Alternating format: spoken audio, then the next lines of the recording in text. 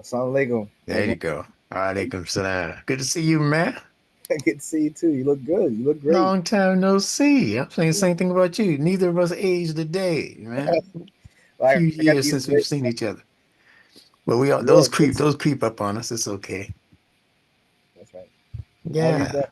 I've been very well. Thank Allah. Family's been well, you know. Oh, good to Yeah. hear. All the things that come along with life. It's That's right. I'm sorry. As just I keep up with Jay a yeah. lot. Yeah, Yeah, yeah. He's moving and grooving, man. He's yeah, I'm very doing. proud of him. Yeah. I'm sorry. Yeah, me too. Oh yeah. Oh yeah. Hard to tell where he is at any given time. Yeah, he's always moving. He's Yes, always indeed. he's always on the grind, and I always respected that about him. You know. Yeah, yeah, absolutely. Yeah, One of the good guys, man. I'm happy to have him as a family member. of I was there course. when he was born. It's a beautiful thing. Yeah. Yeah, it We, is. It yeah, we is. see each other for about going on over 20 years now. Yeah. Maybe over. Yeah. Wow. Almost 30 probably if I go back. Yeah. Well, we're in 2024, so we're talking about 1999. So definitely over. Yeah. That is amazing. It's a beautiful thing. That's amazing. And when did I come into your sphere? Where were you in high school? Where were you at? No, I was in college. When I first met you, you were in college already, right? You were giving lectures on top of Suleiman's tire shop. Oh yeah, yeah, yeah. That's when I first became an imam. Okay. Wow. Yeah. Yeah. We're I going. remember. I remember now. Yeah, yeah. I'm remembering you from the Kar Muhammad school though. Okay. That's what made me think about Right. meeting you before that time. But I was working there at the time. I remember that. Yeah. I was Okay. actually in college, but we used to come down to the center. Yes. Yeah. Right. Right. Right. Well, I've always known you to be a great guy, so I said, well, let me take the time out and get back with him, see what's on his mind. Alhamdulillah. Your reflection. Thank you so much. All right. Appreciate those words. So we're gonna talk about a few things today. I'll let you introduce whatever the topic is that is most pressing. Well, that was Um, the I put it in the yeah, in the note. Yeah, I saw it. Yeah. right. I'm developing. Well, I'm in a psychotherapy practice and Oh, meeting a lot of Muslims men who have been struggling. Maintaining um, their relationships because hmm, of wanting to step out of their marriage. And so with that I went back. I not that I don't like to. I work differently with the non-Muslim men and the Muslim men, but I've been seeing a lot more Muslim men struggling with this issue in particular. yeah, yeah, And so I went to the Quran, and I came across this ayat that I believe is in Surah Al-Isra, yes, right? And that word, uh, I guess the closest approximation was abomination, right? yeah, yeah, because they're stealing from the Bible. Oh, okay. They're stealing their meanings from. Well, I mean, I'm not going to start out early in the morning being this harsh. They they are politely borrowing the meanings from the Bible Okay. because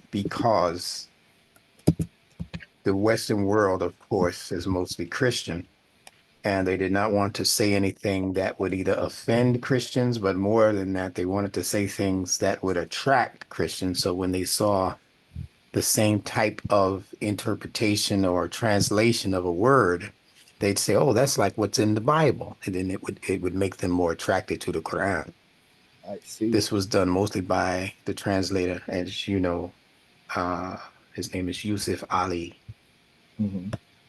and he was working for certain countries, certainly Great Britain, in translating the Quran into what they call the King's English.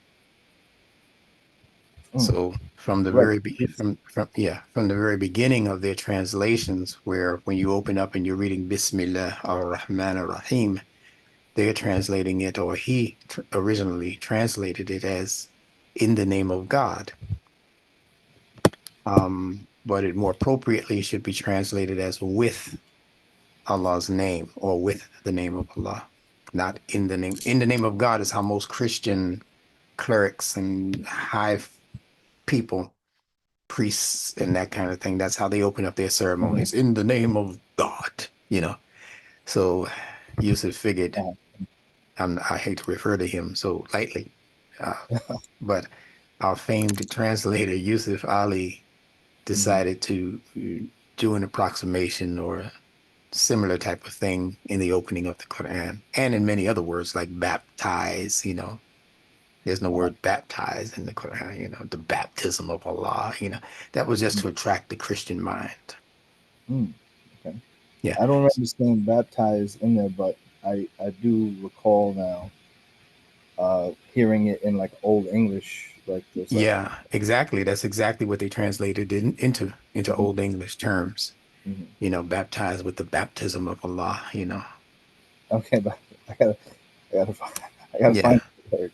Yeah, there's a word there called a sibra. Sibida. Yeah, and they translate that as some people say color with the coloring of Allah. You know, they got different ways of Mm. translating that, but definitely not.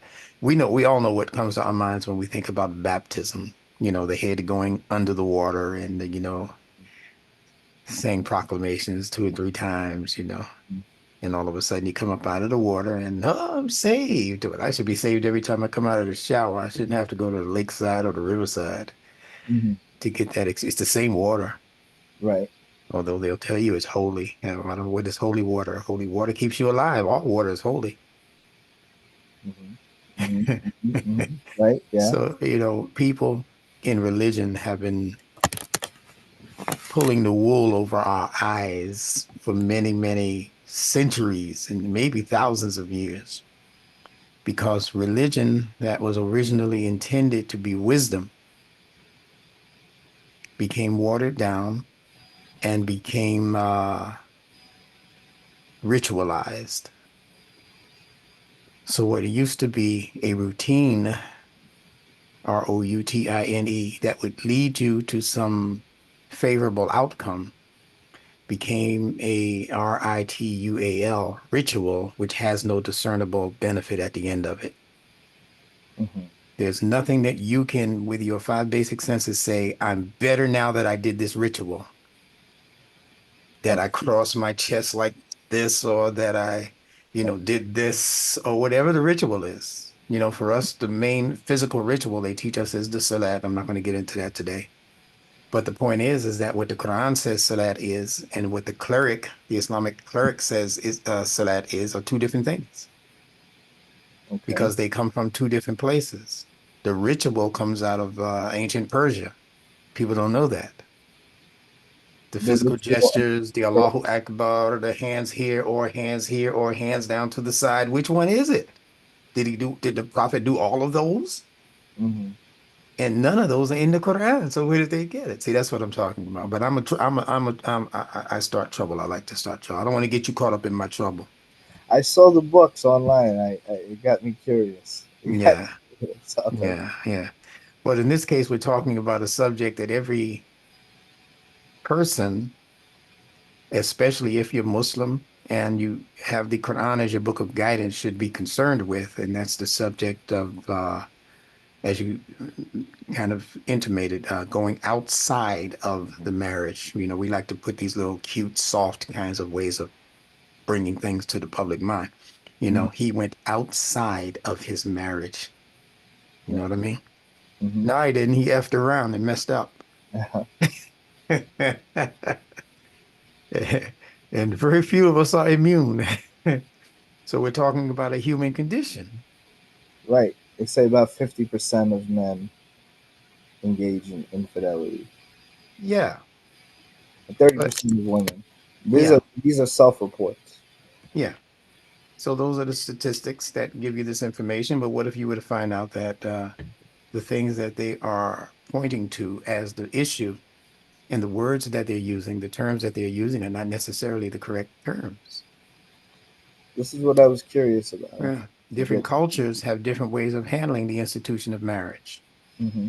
So what's adultery for one is marriage for another. We know this just by being people who accept the idea that Muslim men can have 4 wives. So Hmm. when you get to the second wife, is it adultery? Not in the eyes of a Muslim.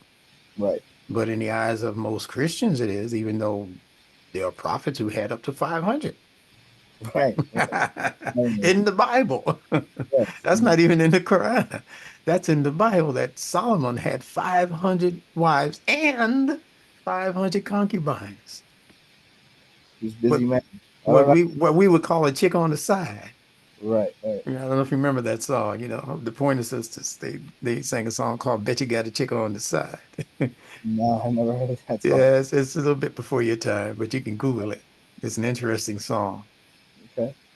But if loving you is wrong, I don't want to be right. We got all these songs in our culture. If being wrong means being without, if being right means being without you, I'd rather live a wrongdoing life. Mm. So these people are struggling with their nafs Mm-hmm. because they don't know what the nafs is actually requiring. Mm. See, if it was something that Allah wanted to disallow, He would simply make you sick like a dog if you ever went outside of your marriage. Like He makes you sick as a dog when you overeat. He makes you not want any more to drink. If you're becoming an alcoholic, your body says you need to stop. You're running into walls and you're saying things out of your head and you're waking up not remembering where you were. So your body is telling you, no, you're not supposed to be drinking this stuff like this. You see what I'm saying? You eat too much sugar. You got to get up all night long going to pee. Excuse the expression, right? Right. Because your body's got to empty that stuff. So the Fitrah has a way of indicating when you're wrong and when it's acceptable in the scheme of nature Mm-hmm. to do things. There's certain African Muslims who are leaders, tribesmen, leaders over tribes. They have more than 4 wives. Some of them have up to 10 wives, depending on what their economics can handle. Right. And the wives have no complaints, none, Mm-hmm. but they don't do things according to the exact schema that we're taught is correct and is supposed to be correct for all humanity. So that's the thing that they don't Okay. understand the level of variety that Allah has actually put into the fitrah of the human being and the human mind and human social circumstances. Agreed. Because Agreed. sometimes Yeah. it's a matter of having many, many, many more women than there are men Right. Yeah. that That need to be taken care of, true. that need to continuously repopulate the tribe, Mm-hmm. right? All right. So, but we're going to get to the particulars. So this ayat 1732 32. is the one that mentions in the English translation to not come near to adultery. And the word It's that's a being shameful. used, pardon me? Yeah. I Mhm. was gonna say, nor come nigh to adultery, Mhm. for it is a shameful deed and an evil, opening the road to other evils. Right, right. And that's Yusuf Ali translation. Mm-hmm. Do you see any words in there with brackets? Any words with brackets? It That's says the deed. Deed. that's the first thing you should look for. Okay. Look and see if there are any words with brackets because that means that that word is not actually, or those words are not actually in the Arabic. Hmm. Oh, I see. That's how they slip in their agenda. Hmm. Now, I know I'm starting off kind of strange as far as what I'm saying about the Quran because everybody thinks these are just innocent words. This is just what Allah said. That's what, well, Allah knows how to say exactly what He wants to say. So why should they have to put any words in brackets? Mm-hmm. It doesn't say opening the road to other evils. It just says opening the road to other what's called I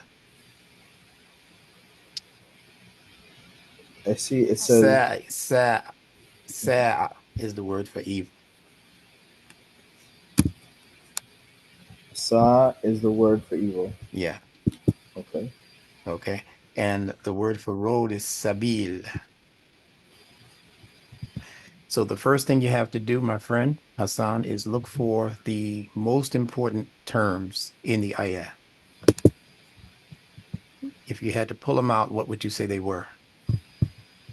Well, it says, and do not go near adultery. Indeed, it is an immorality and an evil way. Okay, so the first question is, before you answer the question I just asked you, is um, what does it mean to go near to adultery? Uh, Approach adultery. I guess approach. Literally, physically? Right. I would think physically Mm-hmm. propositioning someone who is not who you're not married to. Okay. Right. Either Mm-hmm. that. Yeah. Before you think to proposition that person, what's the first thing you had to do? Even before that. Think. I guess think. Or right. That's right. Had to be an idea in your mind. Yes. All Well, starts with an idea. well, that's where the wrongdoing begins. All right. Right. In your wet dream about that girl. Right. Right. And Yeah. then the next morning you wake up and you say, I wonder if she's going to be at work today. Hmm. And then you put on your special cologne. See, all of that is approaching Yes. the action. Yes. The idea precedes the action. Exactly. Yes. A pretentious phone call, calling her to, pretend like you're interested in something at the office, or, did you ask me to do something for you this morning? Or are you going to need me to do something for you this morning? I'm going to be very busy, but whatever it is you need for me to do, Sally, I'm going to get that done. That's approaching. Right. And as you said, it's mental. Yes. Okay. So that's the first thing the person needs to do. So in order to put this particular, uh, trying to choose the right word because I don't want to choose from their words, but this particular situation, Hmm. okay, I'm going to take the morals out of it for just a minute. And when we think about doing these things, we've already approached it. In mentally. Yeah. Yeah, mentally, Right. right? If we are an animal, a common animal, we have sexual instincts, but Urges. your instincts are not something that you get up that morning as a beaver and say, I'm going to go get me a female beaver about 12 o'clock this afternoon because I'm feeling kind of, I'm feeling kind of that. No, the beaver just is, the instincts are just Right. dealing with survival. That's all. Right. You know that from studying psychology, right? Hmm. You have your instinctive drives. They're dealing with what's necessary for you to continue surviving and thriving. Right. So that's why we eat, because it's an instinct. We're hungry. And without you knowing academically what hunger means, you know it instinctively and you know it bodily, what your body is telling you. And your Mm. body is saying that if you don't do this and if you keep not doing this, you're going to get sick and maybe die. So the instincts respond to that without any academic conversation going on. Even not even a lot of emotional back and forth reasoning and arguing with yourself, going, well, should I eat? Should I not? No, your body says you better eat. You're getting weak. Your vision's getting blurry, man. Go ahead and get you something to eat. Hmm. Those are instincts, and sex is also an instinct. The sexual drives are an instinct. Hmm. So the question is, how do we tame an instinct that, if we don't tame it, can bring us into trouble and sometimes even ruin, can get us in deep, deep stuff if we don't tame it. Yeah. Um, so the word qarib is, I'm kind of going in backward order here, but I want to get to this word before I get to the word for adultery itself. Qarib in Urdu means near. Yeah. Yes, It's also in Urdu. Yeah. yes, it means near, but I'm going to show you a connection in the Or close. huh? Or close. Yeah, yeah, same thing. Yeah, near, Yeah. close, Yeah. right? It's the word that Allah uses when He said, when they ask you about me, I am close. Hmm. I am qaribun. I am close. So that should tell you something about what qarib means. Mm. Because when we're looking for the meanings for Quranic words, we should check with other Quranic words that are similar to it or that are used also in other contexts. All right. So when Allah says, I am close, that means more than what we say when we're next to somebody on the subway. In proximity, they're close, but that's not what Qarib means. Mm-hmm. Yeah. Qarib is a closeness that's registering in the heart. Mm-hmm. Yeah, in the affections. Mm-hmm. Allah says, I am close. That means Allah is close to you affectionately. He's close to you intellectually. He's the one who's teaching you, teaching all of us, right? So when he says he's close, it means something much more intense than just being in physical approximation to somebody. And I'm going to prove it through another way. And it's called Nunetics, as you probably have heard me teach on. Yes. It's the science of comparing Arabic letters based on the parts of the mouth that pronounce those letters. If it's using the same letters or letters from the same part of the mouth, it's going to have a related meaning, not exactly the same meaning, but it's going to have a related meaning, just like all of the people who are produced from your mother and father are going to be relatives. But even the ones who are produced from your mother and father's brothers and sisters, they'll Mm-hmm. be distant relatives, distant cousins, that kind of thing. But they're Yeah. still going to be related to you because they share your same DNA. Well, letters have DNA. Mm. That's what I call them, letter DNA. Okay.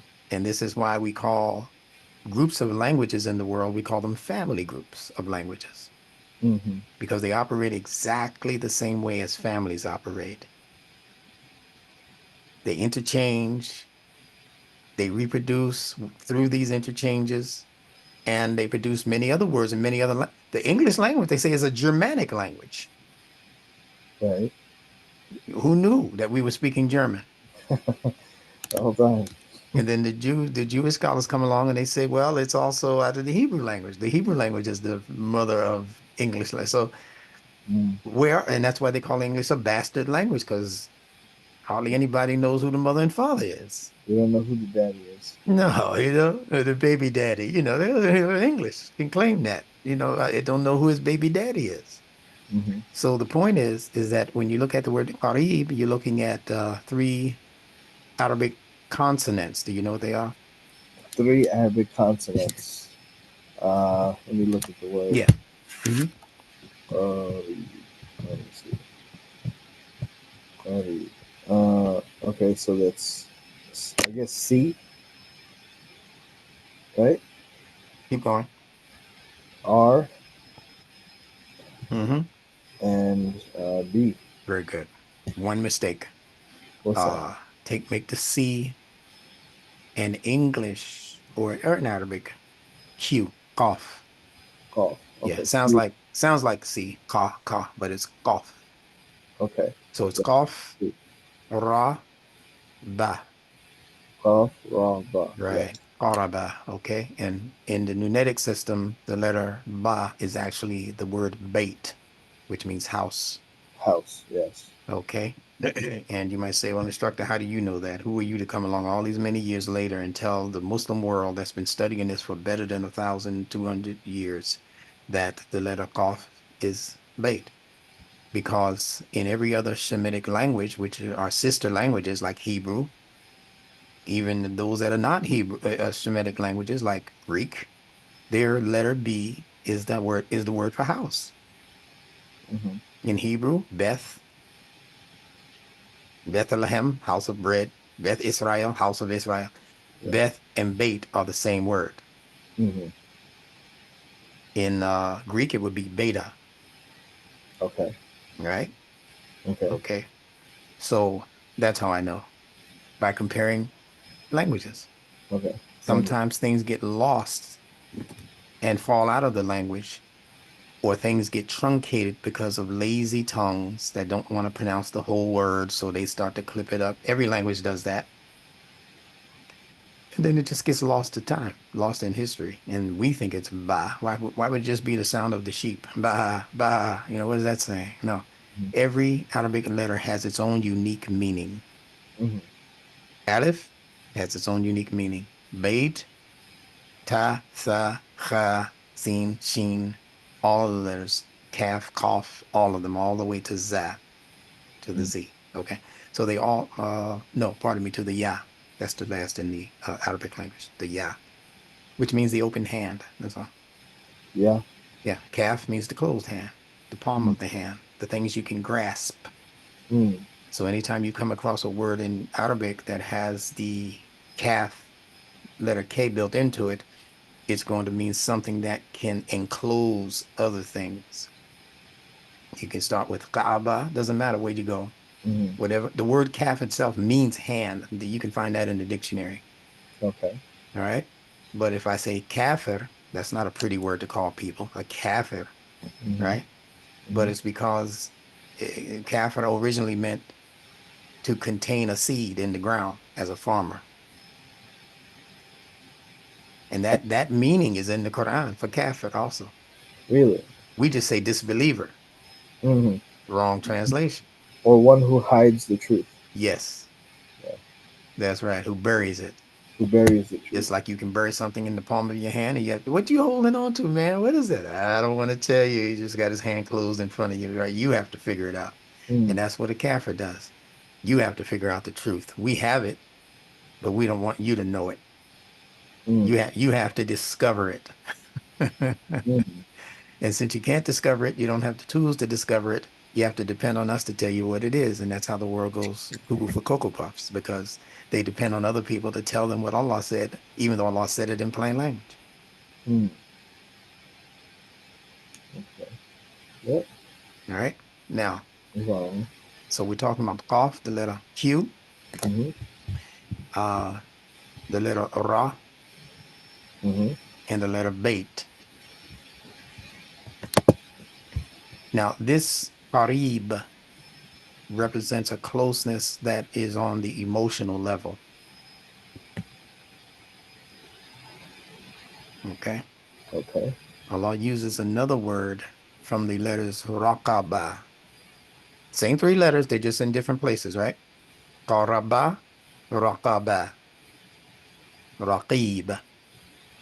So this Qarib, Qaf, Ra, Bait, and Mm-hmm. there's also Raqibun. Mm-hmm. Okay. Yeah. Raqib means protection. Yes, Mm-hmm. yes, that he Yep. is overseeing all of your affairs and that uh, he is holding on to you. It literally means he's harnessing you Mm-hmm. like a person does with his dog or his horse so Okay. that he can keep control. You know, you still in New York? Ah, yeah. I'm still here. Yeah. So you seen mothers or grandmothers who couldn't necessarily control their ADD children when they're taking them to school or whatever. They'll have a like a what do you call the thing around the dog? Like a Um. leash, like a leash. Yeah. Okay. Yeah, they'll be on the bus, and the grandmother, she's too old to be running after this child. So she puts them, literally, they have a leash, Harness. a Yeah. harness, they call it. Yeah, but it's a leash. A harness is just a nice way of saying leash. Right. Right. Right. And if she don't do that, this child's gonna get away from her, you know. You be done jumped off the bus, Mm-hmm. got into an Uber, you know, whatever. So that's what they do. But what it means is that Allah is holding on to you so that you won't get away. They make it very difficult for you to get from under his authority. And that's in the ayat that speaks about reverencing the wombs that bore you. Okay. Arham, right? Have taqwa for Allah and the arham, the wombs that gave birth to you. Mm-hmm. So you see how close you are in the womb? See, all of these words are telling you what the other words mean, Mm-hmm. Okay. right? Then Allah says that He is the one who is Qareeb, who is Raqib. And lo and behold, Hassan, Mm-hmm. in the developing fetus, not only is the child encaptured or encapsulated by the mother's body, he can't get away. Mm-hmm. He's also got a leash on him. It's called the umbilical cord. Good. Right. So Right. he's telling you what, Qareeb means. and that's right, what Qarib means and what Raqaba, Raqib means. Mm-hmm. Everything you need to know about any word in the Quran is normally within the context of that same ayah, sometimes the same phrase. Okay. And it's the same for this word, the zina, that we're going to be discussing, that they translate as adultery. I saw one of the other with videos you had with Omar Zaid. I thought it was Yeah. interesting. Yeah. Interesting. I didn't get. I saw it interspersed. I had Yeah. watched a little bit to go. I'll go back to it again, but I thought it was interesting. Yeah. What I heard It so is different. So people sometimes won't look at it twice because it's too much for them. far. Right. Right. It's yeah. Yeah, it can be too much for them, but it's only too much for you because you've already been inundated by the incorrect information. And you think there's no more room up there to learn something new or different. If I were teaching it to a 10-year-old, it would be, there would be no problem because their Mhm. minds are not filled up with stuff from their parents and, from the sheikh and the priest and the rabbi. These Right. are people who already crammed it in. By the time those children get high school age, they have it locked in that it means this and that it means that and that it means the other. And if you come in with something else, it presents too much of a challenge for the average mind that has to do other things and think about other things. Sure. So when it comes to what God is saying, as they would say, God, people just either they get too lazy to learn something new, or the real reason is that most people don't like to unlearn things. Yeah. Some of us love to learn things. Right. But unlearning is yeah. That's a difficult task for most people. It's challenging. Yes. It's challenging. And in some senses, it's saying that the people you trusted to tell you the truth didn't do a good job. But you can't be judgmental because they didn't know they weren't doing a good job, because they didn't know the real meanings to begin with. Right. Okay. So Yeah. so find my videos that You can speak say of. that. I'm sorry. I was gonna say you can say that about a lot of things. Especially when it comes to learned aspects of the deen and language and the way that the You can bring say that about most both things. things. Okay. Some people would tell you that the entire history of the world has been, on the most part, fabricated. The Western world, Christopher Columbus, all of that. Right. Yeah. Right. Yeah. No, we got that I early don't, in. yeah, some people are tender, so I don't like to mess with their history too much. I don't know. I remember. I'm recalling. I think like maybe like the first or second day at Clyde Muhammad School. In Qasim Makhdeen, told us about Columbus, and I think it was like around the time like I just started the school, and like we had to come to school because Columbus didn't discover America, you know, and it was different. So he was trying to implant that to us Yeah, at an early age. Yeah, yeah. And if yeah, we knew exactly what Columbus did do, we'd be ashamed. yeah. No, totally, Yeah. totally. Yeah, yeah. And unfortunately, it's true for much of Muslim history also, Hmm. because they've taught it to us erroneously. Hmm. You can't call your religion a religion of peace, and then most of what you present to us from the religion is war, bloodshed, fighting, hating, Hmm. discriminating. If you're not going to take shahada, then you got to be in this other class of people. That's not the Quran. Yeah, that's true. That's ancient India. That's the caste system. That's some other stuff. That's not what the Quran says. Right. You can't marry us because you're outside of our racial stock. Hmm. It's not the Quran. It's not the problem. I understand. You understand? Hmm. And now the pendulum is trying to swing back to the other extreme. So now you got some Muslims out here talking about how homosexuality is okay, and it's valid, and as long as we're not bothering anybody. Hmm. How you going to not bother anybody when you need a whole lot of people to join your flock? So now they got basically gay masjids. I'm sure you've heard about this, right? Yeah, Being in New York, yeah, yeah. they Right. they've got gay masjid. I'm not trying to start no stuff and say go tear it down or nothing like that. That's their business. This is America, Hmm. right? But what I'm saying is that you can't find a valid argument for it using the Quran. Nor can you find a valid argument for going to kill people who profess homosexuality because they say they're gay. You can't find, you can profess to be gay and not have any sex with anybody. Right. Yes. Yeah. And you might mean something totally different when you say I'm gay. I'm just liberated in my spirit, but I'm afraid of sex, or I don't like whatever. You don't have to be practicing Right. whatever it is you're calling homosexual behavior. Mm-hmm. And if you were, who would know it except you and the person you're practicing with? And that's the Quranic approach. Mm-hmm. It says that for the person to be punished for such an act, you have to bring four witnesses. Right. Where are those four witnesses coming from? Now, this is even true for adultery and fornication. You can't just accuse somebody, Mm-hmm. or somebody told you. Johnny told me he was having sex with this other girl that's not his wife, or a girl that he's not married to. That's how they view fornication and adultery. Two different words, but they make it mean the same thing. And that's what I mean by that trick, that Mm-hmm. shifting of meanings for words. Mm-hmm. Because the So, word that, hmm? right. So, because in this, it's saying, what is this saying? Adultery. They call it, oh, zina. Yeah, Right. Right. Right. yep, yep. But does it mean fornication or does it mean adultery? And what's the difference? Mm-hmm. Okay. I'll let you take a guess first. Well, sex outside. They're saying pre. I guess zina. I was taught was sex before marriage. Hmm. Right. Or was it?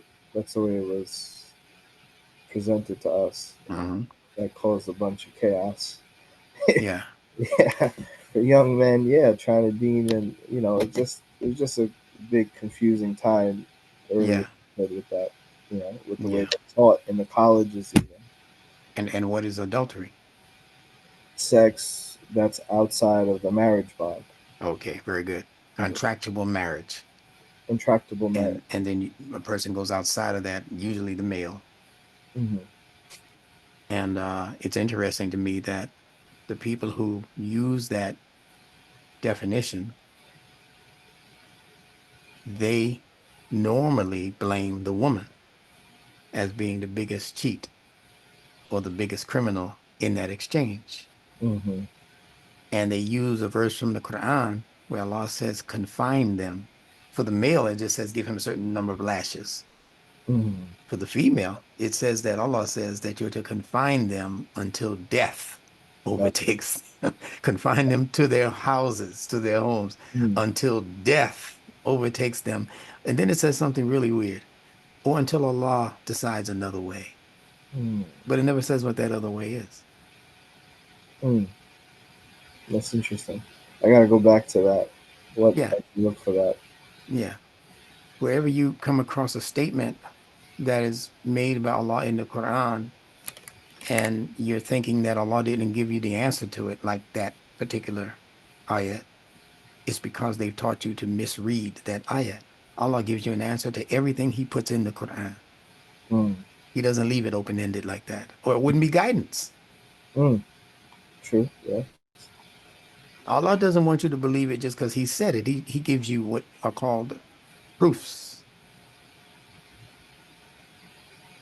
So we've been a lot of different places. This is just the opening act right here that I'm giving you. All right. So let's go into what this is saying.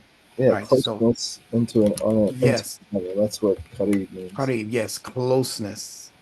And just keep in mind that it's on the sentimental side. Now I'm going to prove to you that it's on the sentimental side, again, using the science of nunetics. Another word that is connected to these three letters, Qaf, Ra, Ba, or Qaf, Ra, Bait, is the word for heart that they translate as heart, and that's qalb. Okay. Now, once you understand that linguistically speaking, the letter R, like you have in Ka, Ra, Bait, is interchangeable with only one other consonant, and this is true for all languages. The letter Ra is interchangeable with the letter Lam. Mm-hmm. The L and the R sounds are interchangeable in all languages. So Qaf, Ra, Bait is also Qaf Lam bait, which gives you the word for heart, qalb. Okay. And the heart, we know that to be what keeps us near and dear to people. If I say you're always in my heart, that means you're always with me. Mm-hmm. So that word is related to the word for being near. The word for heart is related to the word for being near. That's how we know that qarib is not just close in terms of physical proximity. Like I said, you brushed up against somebody in the subway, or you're walking in a crowd of people, Times Square, everybody's close to each other. That's not the close that it's talking about. Mm-hmm. That's a crowd, Mm-hmm. but it doesn't mean that the people in the crowd are close to each other. Right. New Year's Eve, everybody's there to watch the ball drop, but hardly anybody down there knows each other. They're not close to each other. Right. Right. They're only next to each other Mm-hmm. in proximity. Yeah. Some of them can't help it. Qarib is a closeness that you're supposed to be able to regulate. How close you get to somebody, how in the heart of another person you become. You're supposed to be regulating that. Mm-hmm. You bought her flowers on this night and took her to dinner and, whatever. And then the next night, you met her parents, whatever. If you're trying to get to know a sister, you want to marry her, whatever. You do a progressional thing to try to get to know her, to be qarib. Mm-hmm. Right. But if her parents are there when you're having dinner or when you're having a conversation or when you're being introduced to her parents, doesn't mean you're close to them. They barely know your name before and after you leave. What Right. that boy name again? What his name again? Right. Right. It's two different things, being close and being next to. Mm-hmm. You see, we got these crazy songs in our culture talking about, I want to be next to you. See, we just want to be next to each other. We don't really want to be close. Right. Closeness is a Yeah. level of intimacy. Yeah. Temptation sang a song in the 70s called I Can't Get Next to You, Girl. I Can't Get Next to You. But Mm-hmm. that next was the nasty next. He wasn't trying to be sentimental with her. He trying to get in, Right. Right. I can't get next to you. Mm-hmm. Good. That's a smart lady. Mm-hmm. Right? So different words have different inferences, is the Right. point. So wala tagrabu el zina is the first statement there. And it says, and do not tagrabu, uh, be close or become sentimentally attached, because all sentiments begin in the mind as emotion, as feelings, Mm-hmm. and then emotions that you emote. You can have a feeling that's in your head. That's where feelings begin. Mm-hmm. Nobody knows about those feelings except those people who know how to read you. There's some people who can look at you and say, I know what you're thinking. I saw the way you were looking at her. You didn't say anything to him. Mm-hmm. But some people can tell by looking at you or by listening at you, the things you say. Those are the two indications of how you feel about something. Mm-hmm. And people won't know what your emotional state is until you tell them. You have to show them with your actions, or you have to tell them how you feel. And sometimes they'll say, how long you been feeling like that? Well, I've been feeling this way, Hassan, for 5 weeks already. Well, how come you say nothing? Well, I don't Right. want to, Right. you know what I'm saying. I don't want to start no trouble. You mean to tell me you were faking and frauding about this thing that we're talking about right now? And I thought you were right there with me, feeling the same way I felt. And now you're saying you don't like amusement parks? My birthday's here again. I like to go to Great Adventures. Yeah, well, some of those rides Mm-hmm. make me dizzy just looking at them. That's a mild, way of explaining it. But the point is, the word Mm-hmm. emotion, it means two things. It means energy in motion, because everything is energy. Mm-hmm. But it also means to Okay. emote. The letter E means to go out, like exit. Okay. All right. When you see E on the beginning of an English word, it means to go outward. When you see in on the beginning of an English word, it means to come inside or inward, like intellect, intelligence. These are things operating Mm. inside. But emotion means that it's doing what it does Out. outside. Yeah. Okay. So emotion means that the motion is going outward to where you can see it now, people outside of me. I'm the only one who knows it at first as feelings, but when I start to tell you about it or do something about it, that feeling then becomes emotion. This is psychology that even Freud didn't peak. Mm. They conflate the two. You look in the dictionary, look up emotions, it's gonna say feelings. Look up the word feelings, it's gonna say emotions, because they don't know the difference. So this is a science that Allah has blessed us with now. We can now Mm-hmm. step up on the level of psychologists and psychiatrists to address issues of human Mm-hmm. concern that people who didn't have the advantage of the Qur'an were not able to achieve. Okay. All Mm-hmm. right. Okay. So you might notice if your ears are finely tuned that the word adultery is suspiciously close to the word idolatry. Mm-hmm. Maybe it's just me, but I have No, reason yeah. I have reasons for saying it. Okay. Mm-hmm. Yeah, because they share consonants. That's the whole thing. The similarity of the consonants. So there's no Yeah. difference between the DUL in adultery and the DOL in idolatry. Right. It's very similar. Like, Very you know. similar with the swift exchange of a couple of vowels, O to U and that kind of thing, or a swift change from Right. where the R is in adultery to where the R is in idolatry. It's still in there. The T Mm-hmm. also, adultery, idolatry. The letters are still in there. Right. Yes. The A and the I and the U and Yeah, the O would yeah. be interchangeable. Right. So now I'm going to say something very strange again, that the adultery that the Quran is speaking to is actually idolatry. Mm-hmm. Now, because we only have this 1 hour session, we're going to go maybe a couple of minutes later if you're available. But because Okay. of that, I'm starting some trouble here because I want you to come back for part two. Okay.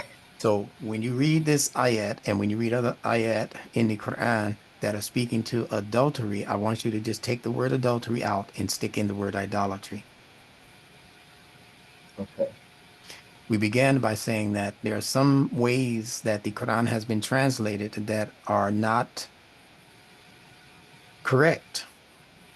There are some things that the scholars have taught us to put emphasis on that Allah is not putting emphasis on. There are Mm-hmm. some people, as I mentioned in the beginning of this conversation, who have multiple wives beyond four, and they're Muslims. Right. Now, of course, we'll shuck it off and say, well, they're not following the deen correctly. They're not being obedient to Mm-hmm. Allah. But none of their societies have fallen because they had 7 wives or 10 wives, or Mm-hmm. what was the negative circumstances in the time of Suleiman, who they say had 500 wives and 500 concubines. Concubines, you can't even classify them in the wife category. Right. You know, in Okay. today's time, we say that Solomon was a pimp and those were his hoes. In today's time, I'm And, not saying that. I'm saying the picture they present, the equivalent of it in our time, mm-hmm. is that Solomon was a player. Right. Right. Right. Yeah. I mean, that's an excessive amount. Yes. And they did the same thing. See, they have to establish the wrong idea so that they can slip in their evil plot Mm-hmm. on the people who are sincerely trying to follow the Quran. We say we're Muslims, we want to follow the Quran, but then they give us pictures of our Prophet Muhammad as an overly lustful man who had to have more than four, even for himself. Mm-hmm.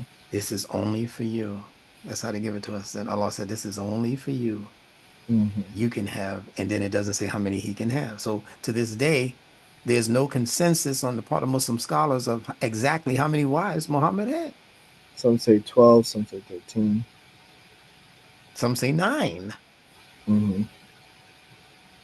And I'm going to tell you why there's that discrepancy. You ready for this? Okay. Because they're dealing with numerology and symbolism. Mm. Okay. These people were under the ancient Persians, These people, what? these early Muslims. Yeah, they were Persians. They went to conquer Persia.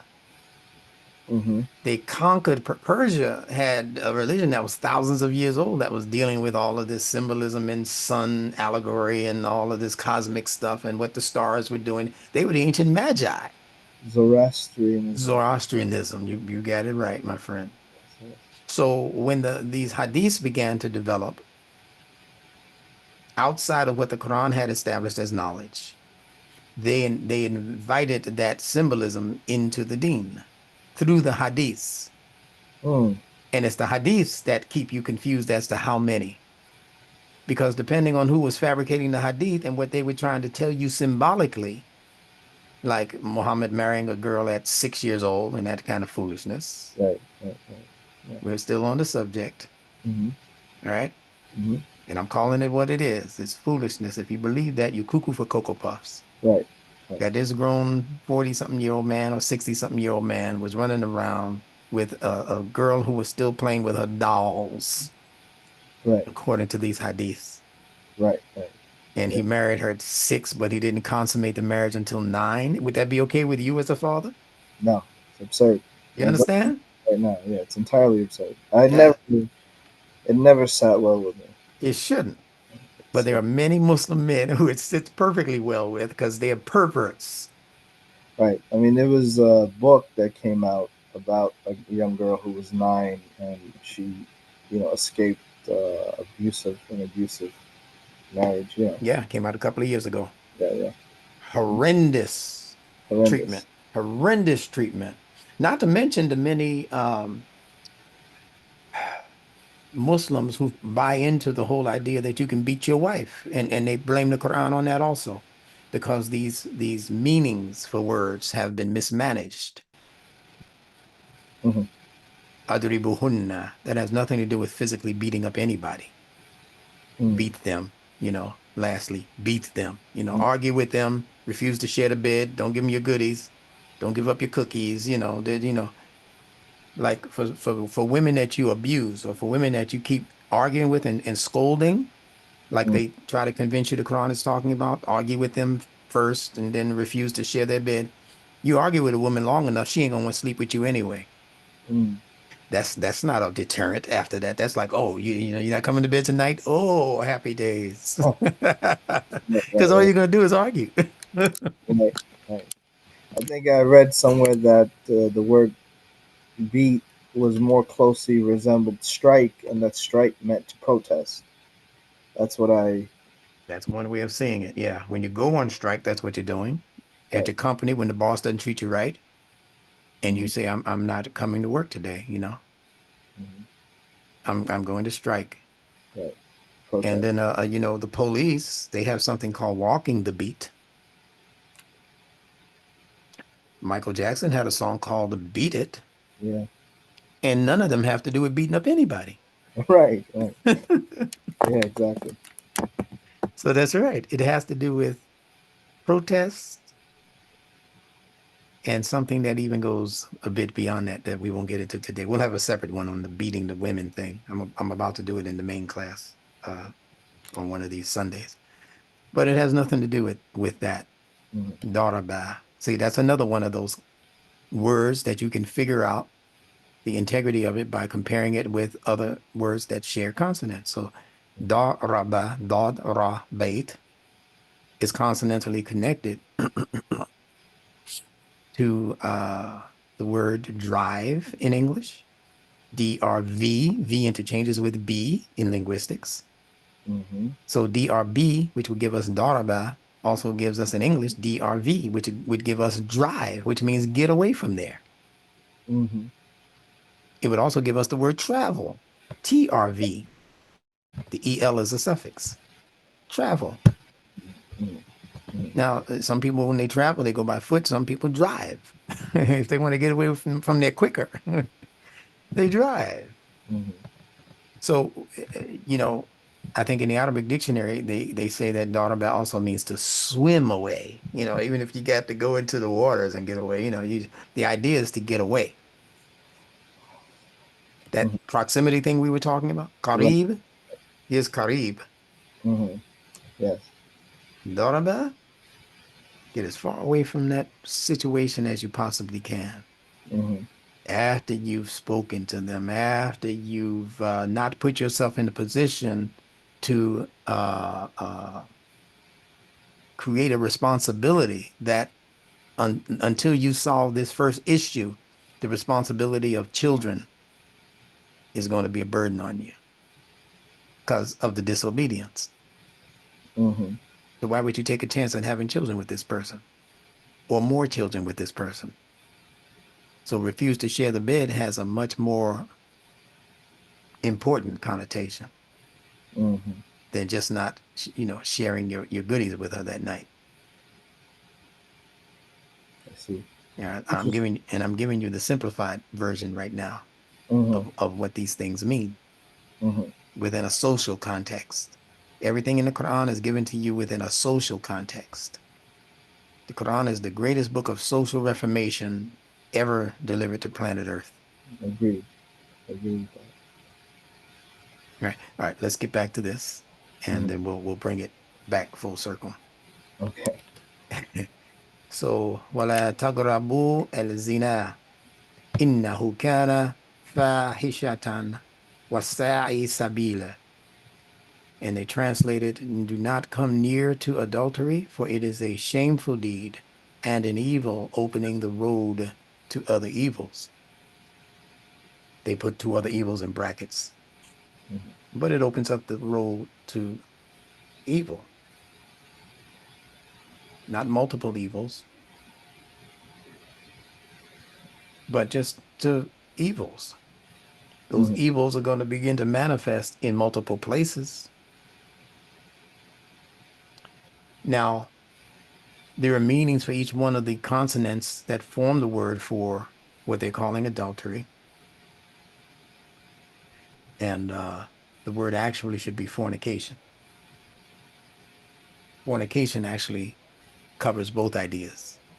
Mm-hmm. You don't have to be redundant. Fornication is adultery if you're married and committing fornication. Mm-hmm. Fornication is simply laying down with someone who's not your commitment. Mm-hmm. Who, if somebody had to call your wife in the event of an emergency, they wouldn't know who to call because you're sneaking around. Right. She's concubine. See, Mm-hmm. she's a hoe from the strippers club. We don't know this girl. We know your wife, Mm-hmm. but who's this chick on the side? Mm-hmm. So we can't depend on that to keep the society socially balanced. Right. We have to know who people are. These your children. He looks like you. That ain't my children. That ain't my child. You know how we do. So we have to have these social commitments. These are Mm-hmm. my children. This is my wife. This is the person that I'd like to be my wife. That's why you see me with her. You follow? And Imam Muhammad said something very interesting about marriage. He said that if more than two people or more know that you're with this woman, they see you in the restaurant, they see you flirting with her at the masjid, they see you, they see you, they see you. He said, and you don't say anything different that this is not your wife. He said, that's your wife. Now, why did he say that? First of all, because it's Quranic. Mm-hmm. Now, when I say Quranic, I don't mean hadithic. Okay. I mean that there's nothing in the Quran to speak against that idea. Mm-hmm. Okay. Yeah, it's like marking your territory. Exactly. right, right, Now, where do we find that? In the animal kingdom. right, So we're back to instinct. right. And there's guidance in the instinctive nature, how Allah created us instinctively. And Allah doesn't put anything in the instincts that would cause you to naturally violate the fitrah. And the fitrah includes your instinctive drives, how He created you to respond based on fight or flight, that kind of thing, based on survival needs. If you study Maslow's hierarchy, which I'm Mm-hmm. sure you have, Yes. right? Well, you know that everything has a baseline at the bottom of the pyramid, and it's all surrounding survival, our survival needs. And they say that you can't move up the pyramid until you have first satisfied those base needs. What do you look like trying to be a scholar and you don't have dinner on the table tonight and your children are hungry? Mm-hmm. You're going to be dealing with those base needs first. I got to find some clothes for I got to, get some money up to get another pack of diapers. When that's on your mind, and I've been there, I'm sure you've been there at some point where you just like at rock bottom, Yeah, yeah, lost your job or not making enough money, and there's right, certain basic things, and your wife is in your ear. Well, you said, sweetheart, last week you were going to be able to, keep right. the lights on. I mean, and keep it at least warm in here. It's the middle of December. Mm-hmm. She's in your ear because you're not doing you can't go to her talking about, I want to sit down and give you a khutbah about what Imam Muhammad said. I don't want to hear that stuff. Mm. But what no imam said, or no bishop, or no rabbi, I don't want to hear that. I want to hear that you're bringing some money in this house. Baseline, That's right. fitrah baseline. Mm-hmm. So if you are, then everything is sweet and you can move up to the next level on the ladder or on the pyramid. That's how that goes. And Maslow's theory is based on the ancient idea that came out of, it actually originally came out of ancient Ethiopia, but it traveled into southern India as the chakra system, Mm. the seven basic levels of Right, chakra energy. Yeah, it begins at the base with the root chakra, which is dealing with survival. right, And then it goes all of the way up to the crown chakra that's right. dealing with universal or cosmic, kinds of Yes. connections, right? Self-actualization. Self-actualization, Yeah, that's right. right. That's it in the Maslow theory, yeah. Mm. And also in the ancient Indian theory of the chakras. Absolutely. You got that right. You want to say anything before I continue? Oh, it was interesting. It was all Yeah. really interesting. Okay. You I would mhm. like to, yeah, I would like to see if we could take a deep. So, idolatry and adultery. It could also be that some people could it also mean that some people elevate adultery in idolatrous way? The adultery, The practice of the adultery. practice of adultery and fornication become your God. Right, right, right, Hear me clearly now. right. When we say La ilaha illallah, they translate it as there's no God except Allah or no God except God. Mm-hmm, That's not complete enough a meaning for that phrase. mm-hmm, Ilaha is where people have the problem interpreting what is being said. The word for God as a noun in Arabic is ilahun with a tanween ending. That makes it a noun, a person, place, or thing.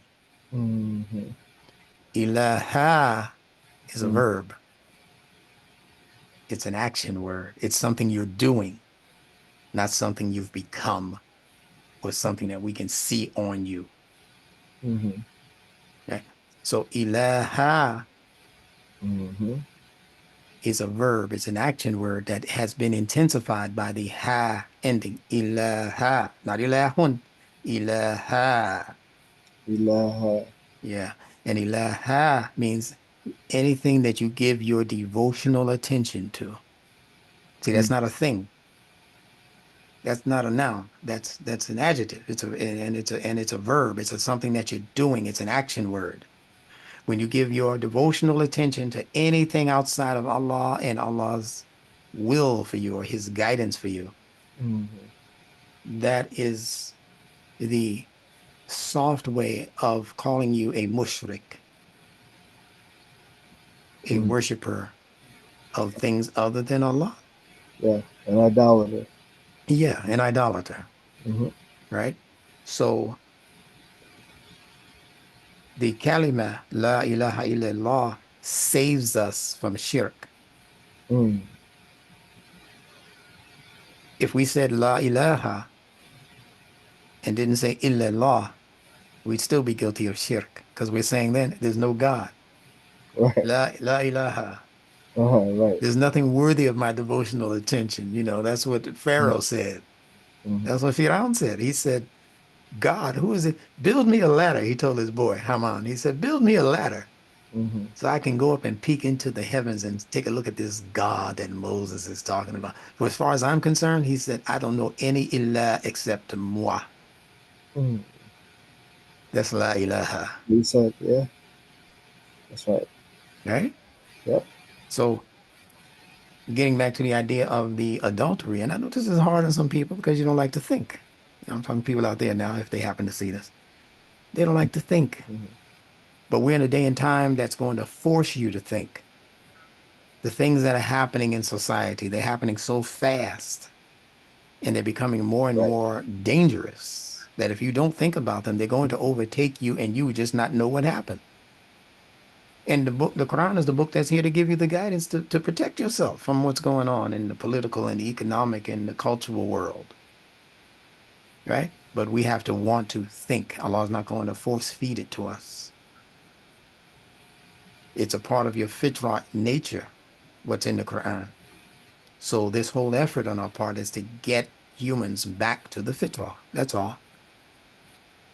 That's really all it is. Mm-hmm. Get us back to the fitrah. That which when you look at it and you study it, you evaluate it, your nature tells you this is right.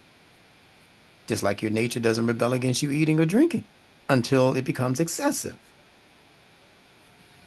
You know when you're full. I've been full and Mm-hmm. still and not hungry and still wanted to eat some more.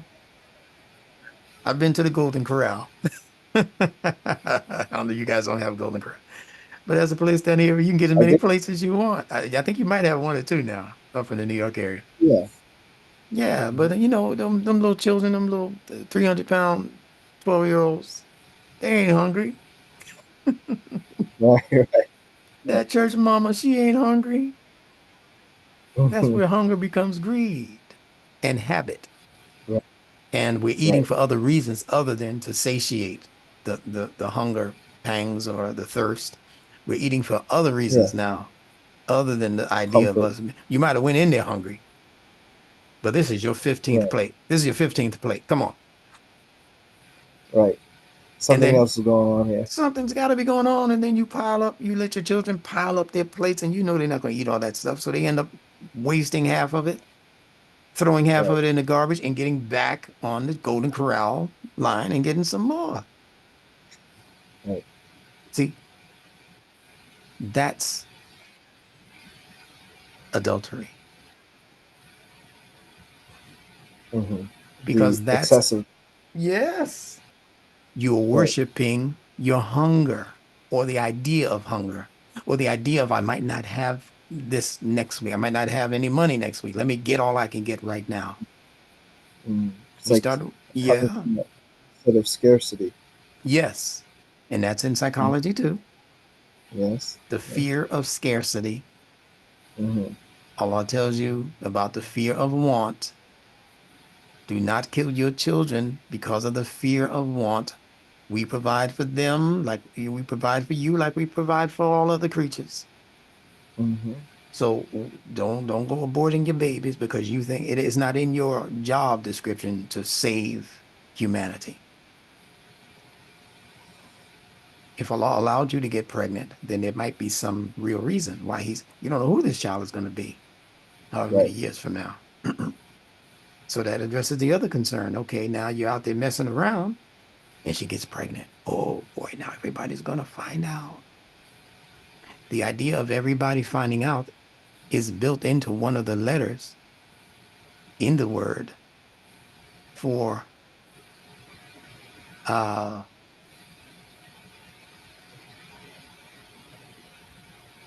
Well, let me go through this so that we're not losing anybody. The word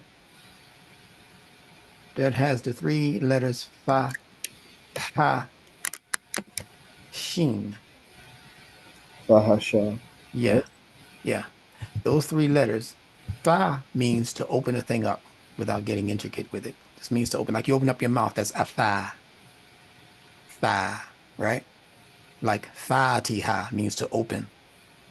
Anytime you see that letter fa on the beginning of a word, it has to do with opening something up or to become exposed. You know, if you're chewing something and you have your mouth wide open, I know it's an apple because I can see it. Mm-hmm. You know, it's all masticated now, but that looks like it could have been an apple or a Mm-hmm. piece of steak. He's talking with his mouth open. Nah, yeah, yeah, you know, man, swallow that steak, man. You know, right? So fa has to do with cleaving, cleaving, separating, so that you can see what's inside. This is in the word for fornication, which interestingly enough in English begins with an F. Mm. So that's thigh. Just look at yourself in the mirror when you pronounce the letter. Thigh. Your mouth has to open. Fa. Yeah. You Does. see? All right. Yeah. Then you have ha, the heavy H. And that has to do with warmth. Because if you put your hand here and go, you can feel how warm that is. Mm-hmm. Yeah. Right? It's in the name Muhammad. See? Because he's warm. Mm-hmm. It's in the Bible's word for the people of Egypt. Those black people of Egypt called Ham, children of Ham, Mm. because they were very warm people. Mm-hmm. Mm-hmm. That's deep. Yeah. Yeah, right. And then you have the letter Shin. Is that Yeah. is there some of that in there? Sheen. Oh, Sheen. Yeah. Right. Hmm. Yeah. It's, Yes. mm-hmm. Yeah. But Shin is anything that begins as an enclosed thing or something that has been enclosed. I want you to think about the word Shams right now. Shams. Yeah. Right. Sun. Okay. Right. Okay. So the sun comes up in the morning Mm-hmm. and it's not overbearingly hot. It's, you know, all of its rays have not hit you yet. But it begins as what looks like just a little circle, little orange circle. Mm-hmm. Then it begins to rise. And then the rays of heat and light begin to become more pronounced. So sheen is anything that begins as a small thing, and then with time, it begins to become broadcasted. Mm. Like the seashore. At the shore is where the water, Right. you know, all around that lake, that water or that ocean, that water is coming out more and more and more until it dissipates, like the light will eventually dissipate. But they come out as rays from a central body. So that's the idea. Any central point that spreads out. Now, I just gave you 90% of what fornication is. Mm-hmm. Right. Fa means open. Right. Ha Mhm. means warmth, and Sheen is like open. Right. Well, both. Open, it's spreading from a central point Okay. and becoming more diffused. Okay. More Okay. spread. Yeah. So it's taking the ha, the warmth, Uh and huh. it's diffusing it. Yes. Yes. Yes. Yes. Makes sense. It opens it up. Right. It takes the warmth. Now remember, this warmth as ha has to do with the breath, Mm-hmm. Right. the breathing, right? Yes. Yes. And ha is one of two H sounds. The other one is a lighter sound of ha, like the one at the end of the word Allah.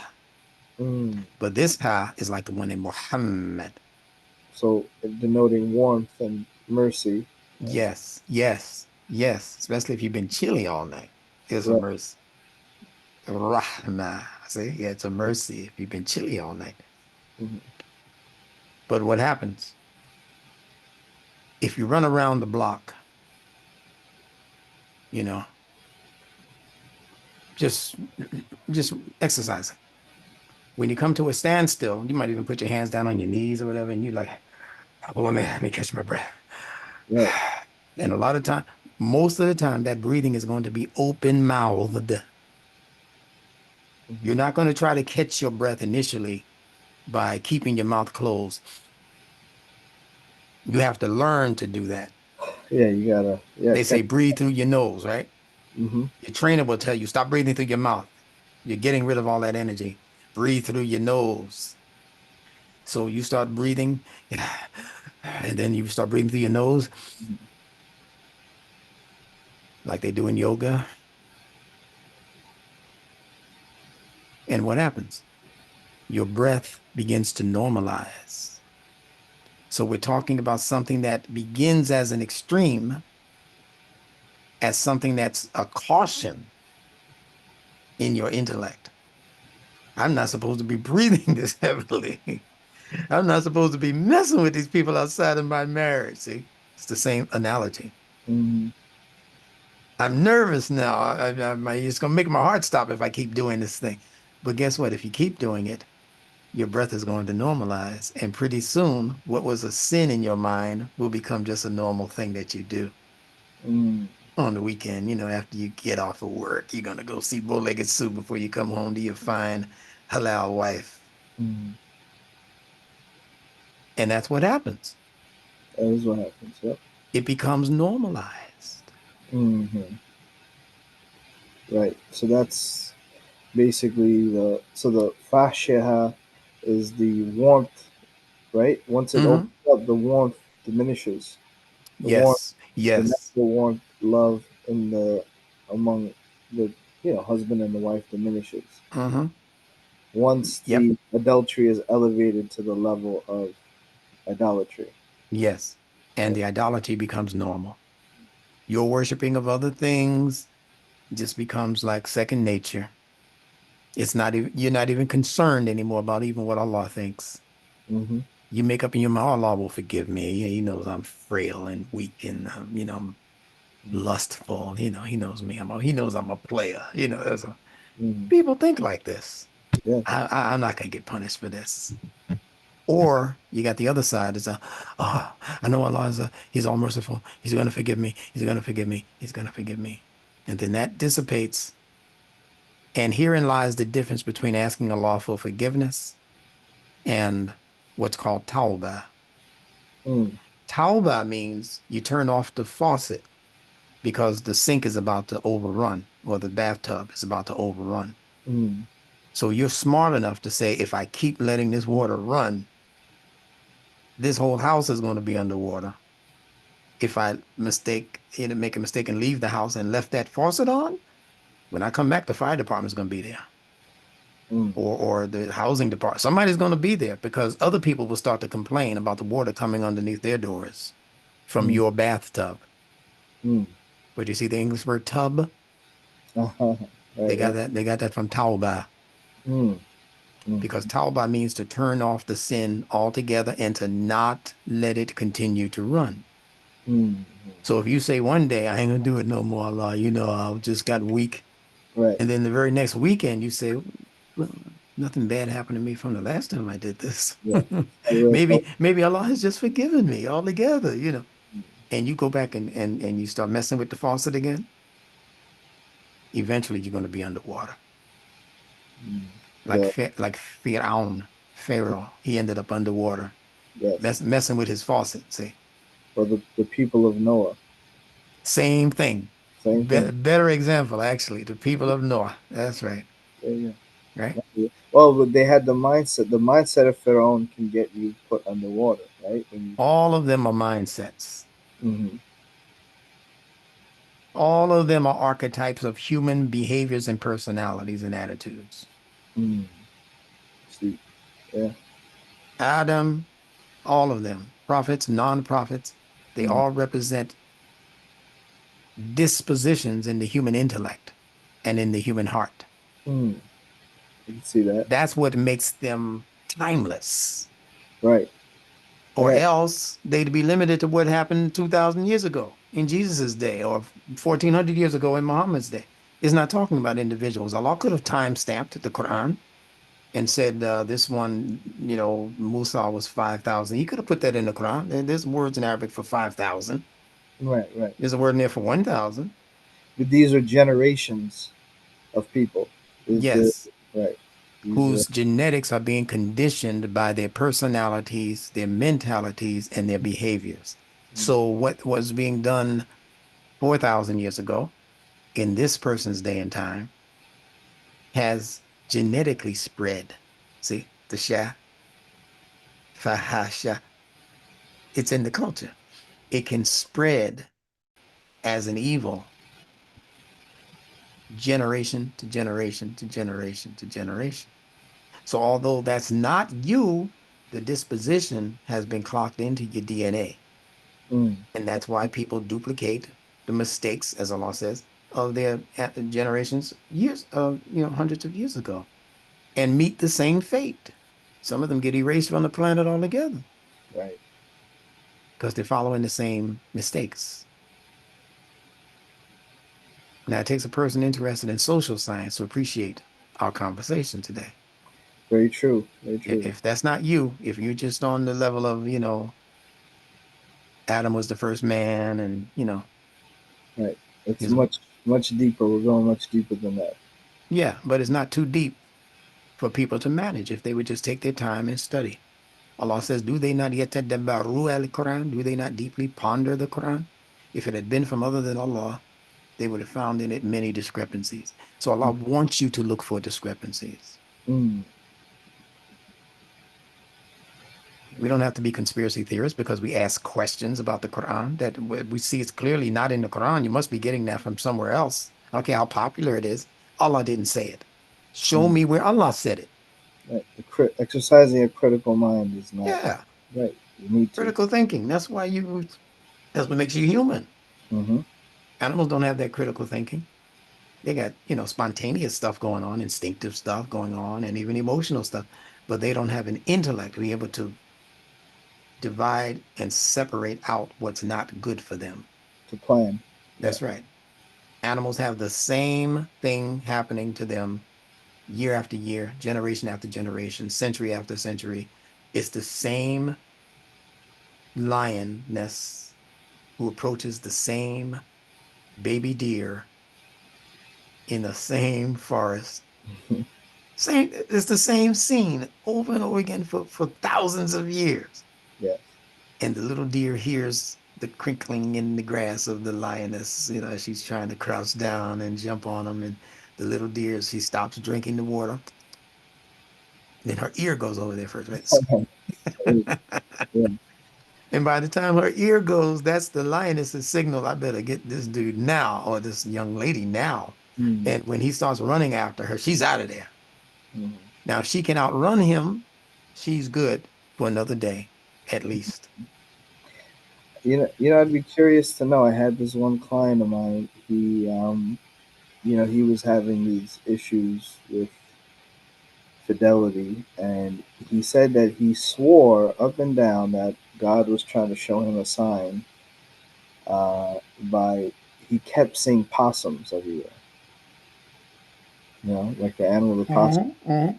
and he felt as though he, was saying that God was trying to send him a message. Like, Mm-hmm.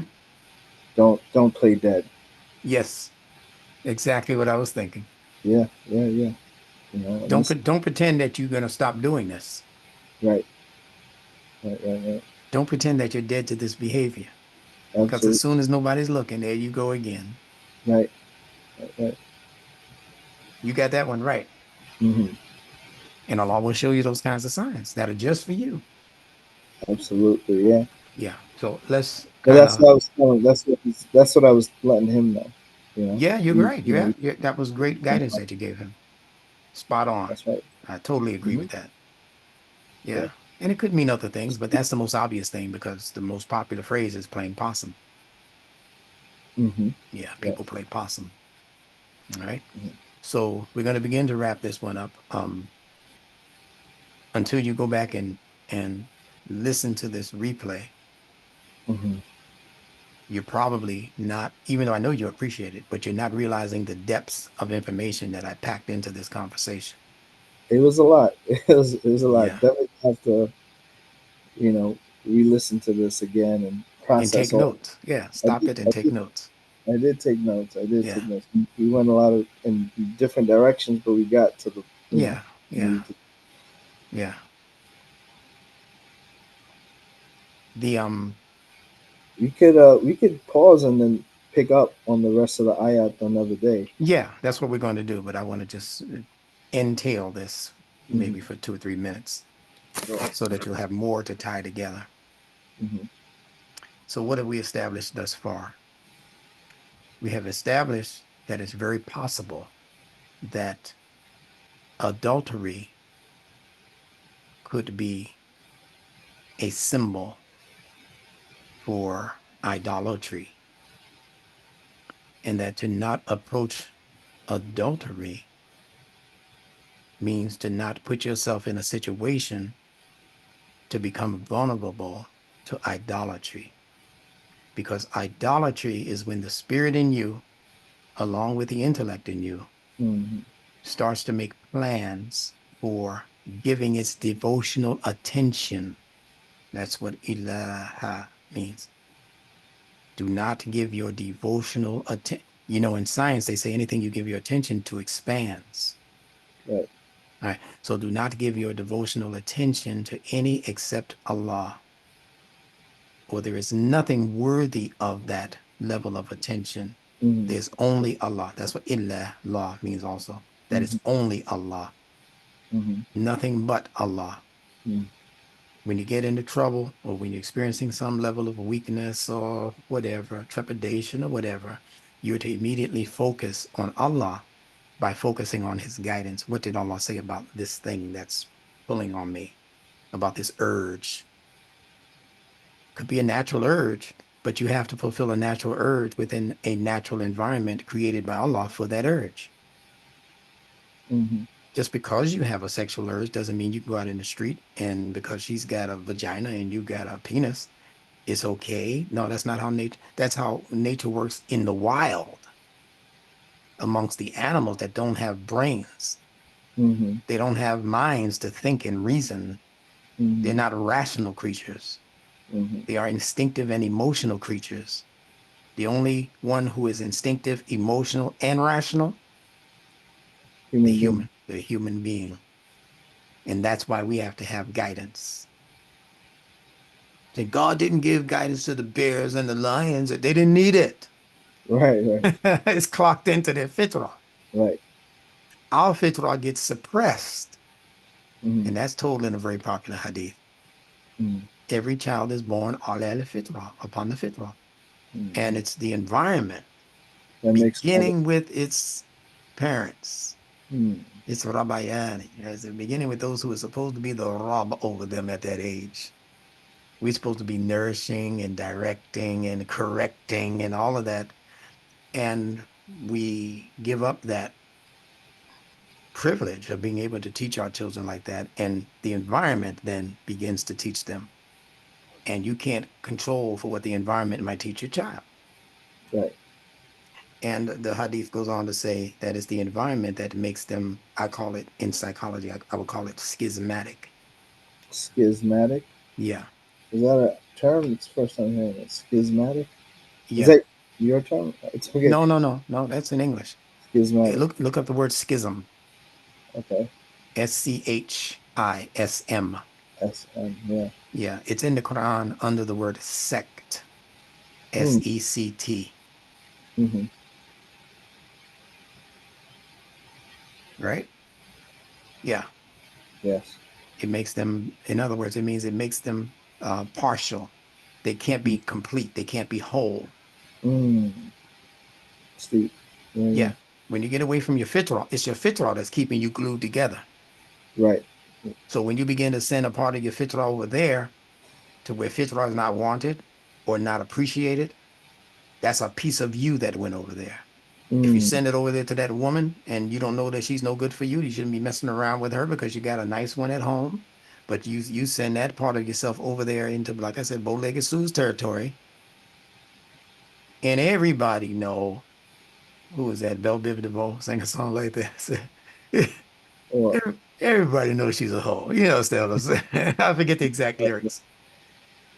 yeah. But they're talking about some girl who practically all the whole group has been with. Mm, So mm, that's not respecting your fitrah. mm, So it begins to piece you apart. Remember, Allah created the human being from tin, from clay. mm-hmm. What happens when you begin to just start taking pieces of clay and, separating it from itself? You lose the form of, you know. Yeah, you get something Form. strange. And that's what the word shaitan means. Shay means the smallest constitution of anything. Mm, Allah, Kuli Shay and Qadir, Allah says he has the power over the smallest, most minute thing, down to mm, the atom, smaller than the atom, subatomic. Allah has control over that. So Shay represents the smallest quantity of a thing. And mm, Thon is the same letters that give you thing, the word for shapeable clay. So Shaitan is the one who pieces apart the clay. mm, That's his job, mm, to mm, take your fitrah and strip it of mm, its until it becomes no more valuable, mm, till it becomes a bum, till it becomes a hoe, till it becomes a pimp, till it becomes a dope dealer or dope user. right. That's what Satan is doing to your nature. By Mm. just constantly, he doesn't do it all in one shot. He comes and he picks at it. Piece by piece. Exactly. So that when people look at you, they won't see a whole, they won't see a composite Right. human. They won't see a composite human. You Mm, got to stay around that person to realize that this guy is not even human. He's got a mm, human body, but he's a beast. mm, mm. I think the number one way that Shaitan gets the human being is through doubt. Major way. Major way. Fear and doubt, Fear and doubt. Yeah. as Allah puts it in the Qur'an. Yes. Absolutely. And grief also. Yes. And grief is worrying about things that have already passed by that you should have recouped from already. Right. Fear is worrying about things in the future that could happen but have not happened yet and don't necessarily have to happen. Right. That's true. So one, Fear the is a doubt. fear, the fear is for what might happen bad. The grief is for what has happened that might have been bad, but you keep holding on to it. And as long as you hold on to it, it's going to keep revisiting you. Because as we said earlier, whatever you give your attention to expands. And the thing about grief, when you revisit it, it can even become a bigger deal than it was when it was actually here with you. Mm, yeah. You It's, cried harder today thinking about what happened last year this time right. than Absolutely. you cried when it happened. Right. See? When she left you, you didn't cry that hard. But now a year later, you're thinking about when she left you and you can't get out the house. You can't Yeah. even go to work. You so grief stricken. Grief stricken. Yes. That can become its own idol too. Yeah. These are all idols. These are all adultery. I'm Yeah. gonna give you a working definition and then we're gonna split. Let me just find this somewhere. I think I made a note of it.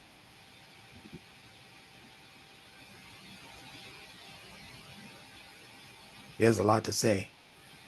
Next time we get together, I'm going to break down the word zina. Hmm.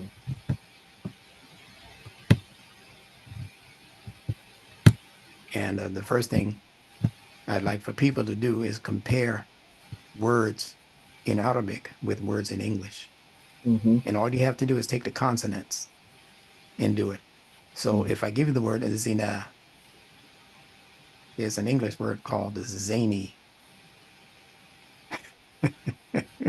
It's like a word you used to hear in like the cartoons. Yeah, it's like cuckoo for Cocoa Puffs. When you go zany, you start acting zany. Yeah. That's always, yeah, some cartoon character, some circus actors, them guys, clowns and that kind of thing. Yeah. They're behaving zany, kind of zany. Yeah. They're zany because they're operating outside of the normal circle of what that thing's activity should be. Hmm. They're operating outside of that circle. The Hmm. average person, like people say about Kamala Harris, the average person doesn't laugh that hard at things that you don't even know why she's laughing. Right, right. But she's cracking up because she's got a part of her personality that's zany.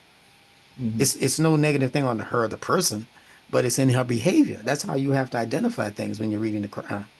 Mm-hmm. Why is zany that which operates outside of the normal circle of things? Mm-hmm. Because Allah has created everything to be contained within a certain parameter and perimeter, Yeah, boundary. Yeah, boundaries, even for how you feel about something, right. even about how, I'm gonna say this, Mm-hmm. even about how you feel about Allah. Mm. Allah has contained it within certain, you can't just think anything you want about Allah. You can't just say, Allah is my lover. You know, that kind of Yeah, foolishness, like some yeah, Christians write in their yeah, gospel songs. You know what I mean? right. Yeah, God is my lover, my friend, my, really? I've heard them say that in some of the R&B songs, right. God is your lover? Really? Mm-hmm. So there Yeah, are things that we can even say about Allah. That's why he's got to give us attributes. So we know what we're talking about. We don't make those mistakes. yes. But when you look at the letter za or zay, as they call it, the Z, we would call it in English, it also indicates things that operate outside of the circle of normal activity. If I say that we want to go see the animals in the zoo, Mm-hmm. the animals in the zoo are not in their natural habitat. They're operating outside of their Fitrah circumstances and True. territories, Mm-hmm. right? If uh if I show you a picture of a man sleeping in a bed, let's say I'm a cartoonist, and I put a bunch of Z's above his head, you know what that means? Yeah, and sleep. He's Mm-hmm. operating outside of his normal waking hours or waking activity. Mm-hmm. I don't know what's going on in his head. Could be something zany, Right. some zany thoughts, Mm-hmm. monsters chasing, that kind of thing. So Z has to do with those things that operate outside of the circle of normal Mm-hmm. activity. Now, that could be zina, Yeah, that's what it indicates. but it also could be the word for beauty. Mm. Zina. Mm-hmm. Look how close those words are. Mm-hmm. Yeah, it Yeah. is. It means ornaments and when you dress up and the beauty of the world, Allah speaks about the beauty of this world. It's because those things are operating outside of the normal circle of things you consider to be beautiful.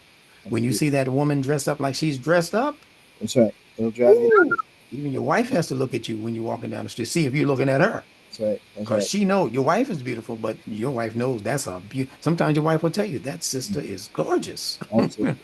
Is it okay if we pause here? Um, No, that's it. I'm yeah, through. yeah. I know. I want to revisit this though. I want to get through the whole ayat and really take a Yeah. Well, dive. we're 45 minutes. I mean, we're an Appreciate. hour and yeah, we're Yes. an hour and 40 minutes in. We way over time. So Yes. that's fine. Appreciate you. So Listen. let's Great. make another appointment. Let's make another appointment. Next Saturday, same time.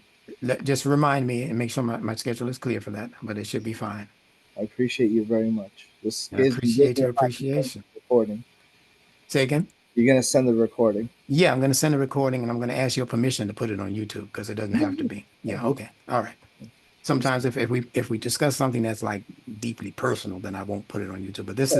is good general information for a general audience. So Yes. we appreciate that. Appreciate that. Give No problem. everybody your full name so they know who we're talking to. I will. I will. Yes. I mean, Hassan. right now, yeah. Yep. Or give them as much of your name as you need for them to know. Yes. And folks, we go way back, me and this young man here, and Way back. he's a brilliant mind, and I appreciate him. And he did a lot of wonderful things for me and my family, my nephew especially. And I look forward to seeing you again soon, inshallah. Yes. Appreciate the words. Appreciate the teaching. It's a lot. I'm gonna have to, rewatch this and digest this some Yeah, more. But it was excellent. it's going to get a lot of hits because of the topic, believe me. I think so. Yeah. All right. All right. So we'll Okay. see you next week. All right. Assalamu alaikum. Alaikum salam.